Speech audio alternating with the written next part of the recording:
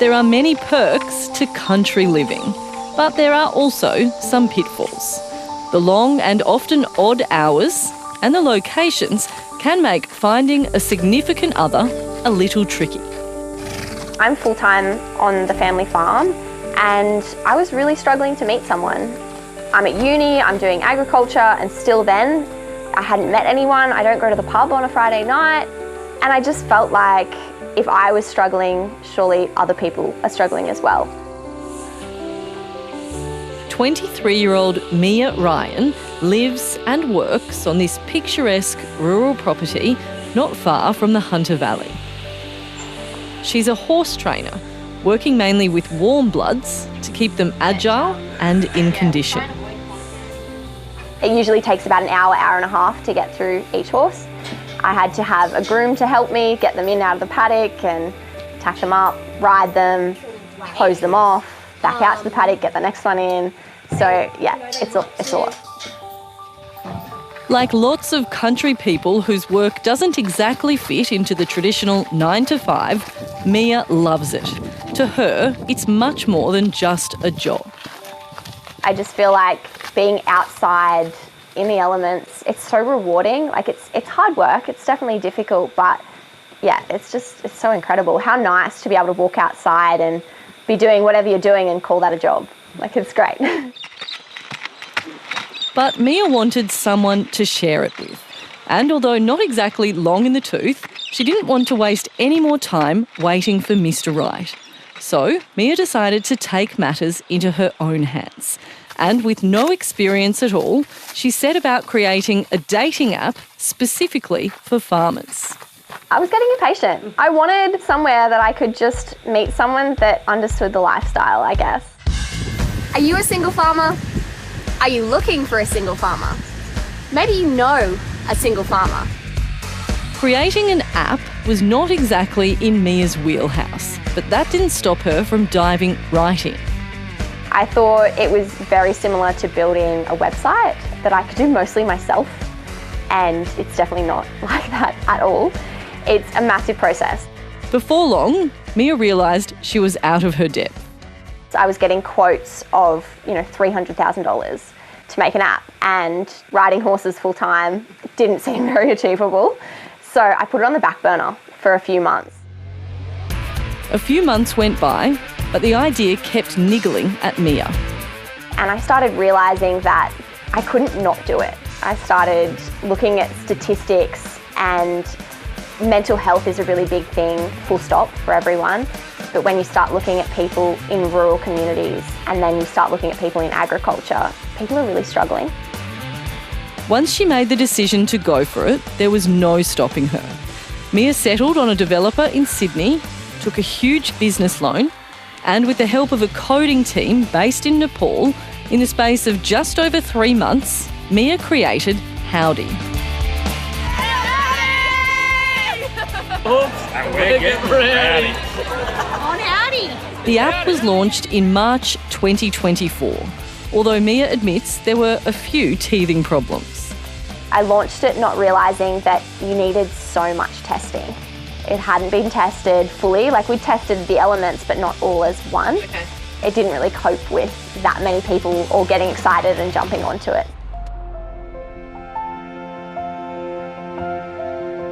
A fair bit of finessing and lots of testing later, the app has hit its stride.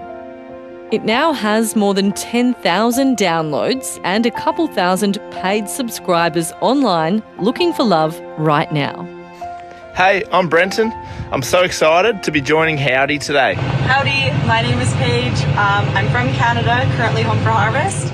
Mia's also recently expanded Howdy beyond just farmers and people looking for farmers to anyone and everyone on the dating scene in rural Australia. The past 12 months has been a steep learning curve for this young entrepreneur. When we first launched, we had 3/4 of the users were women, and they were all looking for farmers. I didn't anticipate it, because when you go out west, the ratio of men to women, there's a lot more men. I didn't think about how many women would be on there wanting farmers. So that was a big hurdle that I had to fully change up my whole marketing plan and try and find more men. For Mia, living rural isn't exactly remote. The nearest town is pretty close by. But that's not always the case.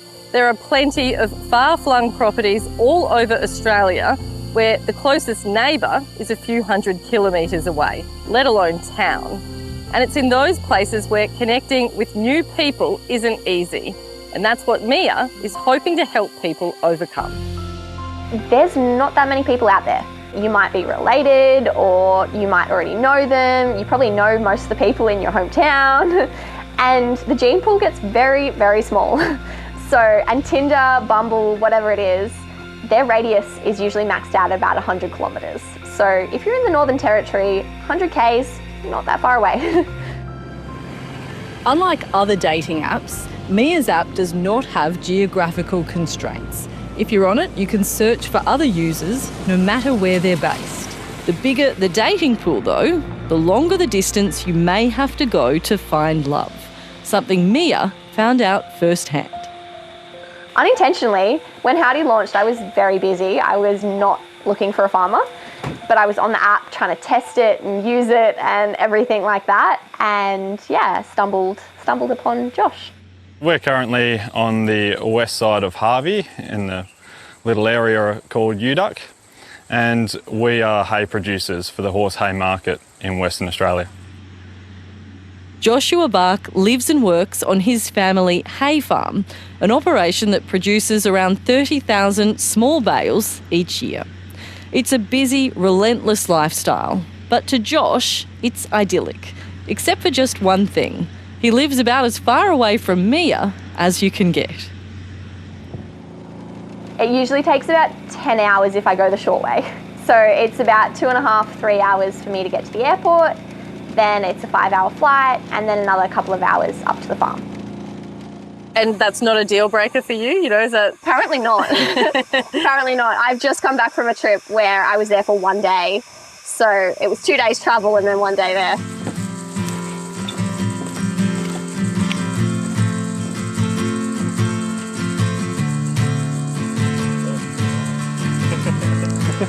Josh admits looking for love online was way out of his comfort zone.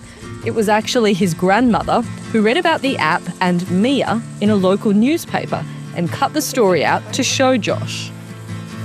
I did hesitate at first, but it was after a long day out on the tractor, so I thought, gosh, what have I got to lose? The distance between the couple means they've had to be very upfront about their future dreams and goals to make sure they're both headed in the same direction. The opportunities I've had growing up on the land are something that I've wanted to pass on, so I've committed to this lifestyle. And I think it was actually the third message was, obviously there's a fair bit of distance between us, is a move an option? Hello. I'm going well. How are you? For now, though, while they remain apart, technology is helping to keep them connected. And both Mia and Josh are understanding of one another's busy lives, and that whenever work needs to be done, that's just how it is. I was quite taken aback in the early stages of talking with Mia as to just how aligned our morals and values are. I never saw myself pursuing a long-distance relationship, but it's absolutely worth it for the right person. Globally, online dating is big business.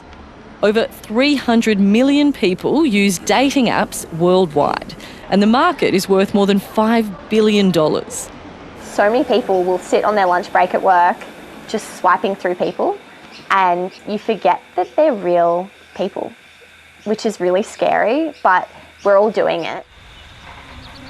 Mia says she wanted her app to be more authentic and less focused on outward appearance. She also didn't want to utilise the same tactics used by some other, more mainstream apps. The psychology behind them is very similar to what gambling is. So it's all about dopamine highs. You're flooded with lots of people. A lot of them are fake accounts that you'll never chat to. Protecting people's data and keeping them safe while they're online is a priority for Mia. She says it's taken a lot of work and has come to realise the hard way that creating an app is certainly not set and forget. It's been something that I didn't realise would take so much maintenance. I have a team constantly in the background working on the app itself, which I don't think a lot of people understand. It's been so consuming, Mia's had to stop her horse training business to be able to focus on the app. It's an all-the-time job. I'm always on my phone, always on my laptop. The guys in Nepal work until about 1 or 2 in the morning, so I've always got to be ready for them if we need to do a Zoom or if they need to ask me any questions. So, yeah, I'm always thinking about Howdy. Over the past year, we have helped so many amazing Aussie farmers find love. And it seriously got me thinking, why stop there? Why stop at just farmers when we can help all of rural Australia find love? It's been a big step for her, and by gosh, I'm glad she's done it. You can try and build the farm as best you can to what you would like it to be, but what is it without someone to share it with? Cross-country dating may be unusual, but it seems there's plenty of like-minded, romantic people who share Josh's sentiment. Because we've got the Australia-wide function, we've got so many long-distance relationships happening. I had one just the other day of a girl saying, I just went on my first date, I flew down to Melbourne, we had a great weekend. Another couple each drove 5 hours to meet in the middle in Roma. To some, travelling hundreds of kilometres to go on a date may seem crazy. But to Mia and lots of other romantic hopefuls, it's a leap of faith worth taking. If you want to meet someone, you just have to put your heart on your sleeve and you just got to go for it. You'll never know if you don't try it.